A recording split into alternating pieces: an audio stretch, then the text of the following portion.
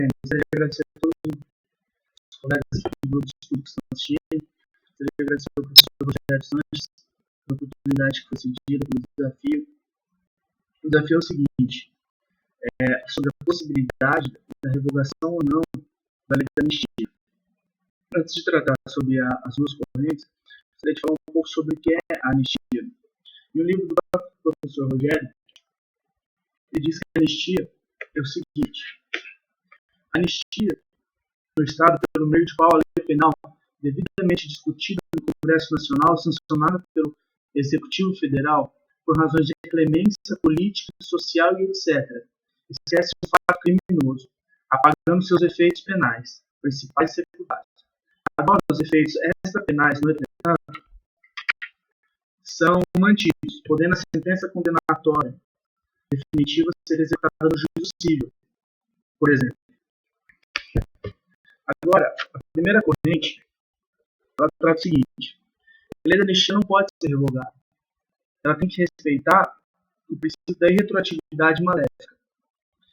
O próprio professor Rogério diz o seguinte: nota-se que, uma vez concedida a anistia, que é a renúncia do Estado no poder de punir, não pode ser superveniente impedir de seus efeitos extintivos de punibilidade, devendo ser respeitada a garantia constitucional da proibição da retroatividade da lei maléfica.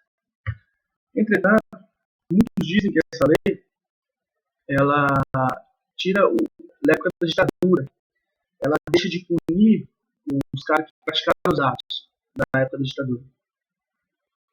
Só que essa corrente diz que não, que não pode retroagir, que é inconstitucional isso.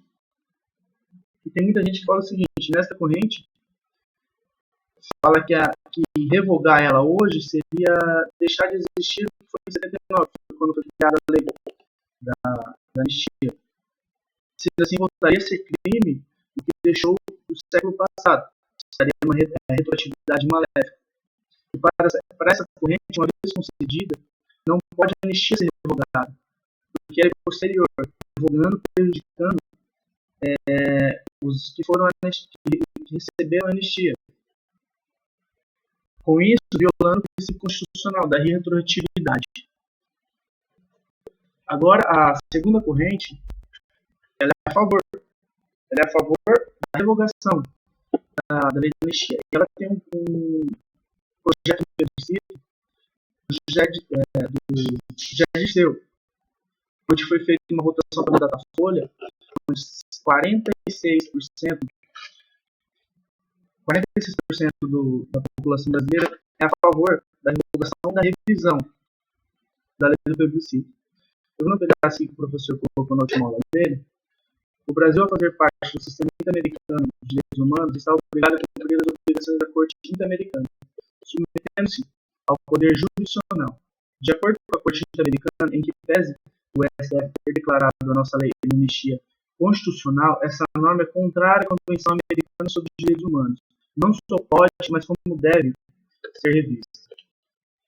A maior controvérsia que tem aqui nessa lei é que ela foi criada na época da ditadura, na época que o Brasil passava por bipartidarismo artificial, onde o Congresso vivia esse momento. E o Senado, ele era biônico, onde 1/3 dos senadores eram escolhidos pelo então presidente Ernesto Geisel, que era o coronel da época. Essa é a maior parte que bate.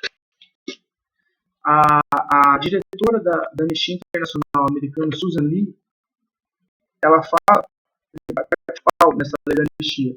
Ela faz duas declarações. Ela fala assim: essa lei é um escândalo e não fazer nada impede que se faça justiça. Ela deve ser declarada nula e aqueles responsáveis por abuso dos direitos humanos devem ser levados à justiça, sem demora.